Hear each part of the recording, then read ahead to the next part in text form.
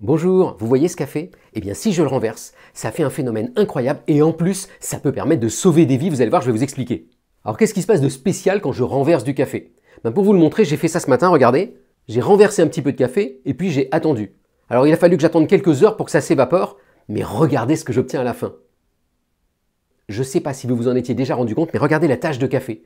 Elle est foncée sur les bords.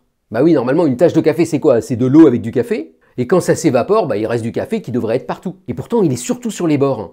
Et la raison à ça, elle a été comprise par des physiciens. Ils se sont rendus compte qu'en fait, l'espèce de grosse goutte d'eau de café là, que vous avez fabriquée, elle arrive avec un certain angle sur les bords de la table, et elle ne veut plus changer cet angle. Et donc, quand l'eau s'évapore, elle préfère aller vers les bords pour maintenir cet angle que s'en aller vers le haut. Et donc, elle va emmener par capillarité le café avec elle. Et là, vous allez me dire, mais ça sert à rien ce truc-là. Eh ben si, vous allez voir que ça a des aspects hyper positifs et hyper négatifs. Si je commence par le négatif, si vous êtes un fabricant d'imprimantes à jet d'encre, c'est une vraie galère ce truc-là. Ça fait que quand vous allez imprimer un caractère, il n'y a que les bords du caractère qui restent quand ça sèche. Alors, coup de chance, d'autres physiciens ont trouvé la solution.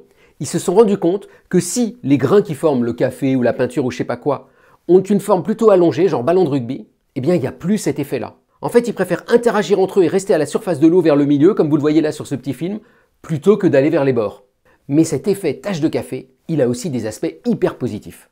Il y a des physiciens et des biologistes qui se sont rendus compte que si, au lieu du café, vous mettiez une goutte de sang, et que vous mettiez dedans un biomarqueur, par exemple de la malaria, si le biomarqueur réagissait avec le sang, ça allait créer un effet de tache de café qui au contraire disparaîtrait si ça ne réagissait pas.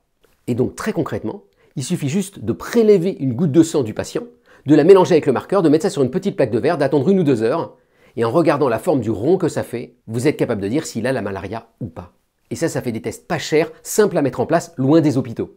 Donc je crois qu'une fois encore, on peut tous ensemble dire merci le café, puis merci les physiciens, et puis aussi merci les biologistes, bien sûr. Bonne journée!